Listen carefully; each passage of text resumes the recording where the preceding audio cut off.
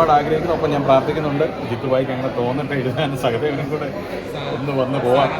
സസ്പെൻഷനൊക്കെ മാറി തിരിച്ച് അതാണ് ഒരുപാട് പേരൊക്കെ ഉണ്ടാക്കുന്നുണ്ട്. പക്ഷേ ഇതൊന്നും ആയിരിക്കുമല്ലോ അദ്ദേഹം ഉണ്ടാക്കിക്കൊണ്ടിരുന്നു. അദ്ദേഹം തന്നെ ഓപ്പണായിട്ട് പറഞ്ഞിട്ടുണ്ട്, ദൃശ്യം 3യുടെ കഥ ആരും ഉണ്ടാക്കേണ്ട, വിളിക്കണ്ട, നമ്മളത് പ്ലാനിങ് ഇല്ല, ഉണ്ടെങ്കിൽ ഞാൻ തന്നെ എഴുതുന്നുള്ളത്. അപ്പം നമ്മൾ ആരും മനസ്സിൽ കാണാത്ത ഒരു വേർഷനായിരിക്കും ജിത്തുബായി കൊണ്ടുവരുന്നത്. അതെന്തായാലും നമ്മളെ ഞെട്ടിക്കുന്ന സാധനം തന്നെയായിരിക്കും. അതിനുവേണ്ടി ഞാനും വെയിറ്റിംഗ് ആണ്. അതിനൊപ്പം ഞാനും സഹദേവൻ ഉണ്ടാവട്ടെ എന്ന് പ്രാർത്ഥിക്കുന്നു. പറയുന്നത് ലാലേട്ടനോടുള്ള ദേഷ്യം മാറ്റിയിട്ട് ഇങ്ങനെ അതെ വേറെ എന്തായാലും ഞാനും വെയിറ്റിംഗ് ആണ്. നമ്മൾ ഒരുപാട് വെയിറ്റ് ചെയ്തൊരു സിനിമയാണ് ദൃശ്യം 3. സഹദേവനില്ലാതെ ദൃശ്യം 3 ഉണ്ടാവാൻ സാധ്യതയില്ല. അല്ല, അതൊന്നും നമുക്ക് പറയാൻ പറ്റില്ലല്ലോ. സെക്കൻഡും ഗംഭീരമായതല്ല. നമ്മൾ സെക്കൻഡിലും ഒരുപാട് പേര് പറഞ്ഞു സഹദേവനില്ലാതെ എങ്ങനെ.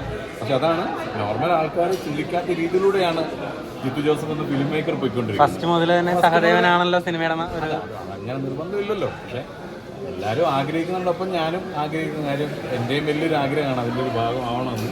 അപ്പോൾ ഉണ്ടാവട്ടെ എന്ന് ഞാനും പ്രാർത്ഥിക്കുകയാണ്. പുതിയ പടത്തിലുണ്ട്?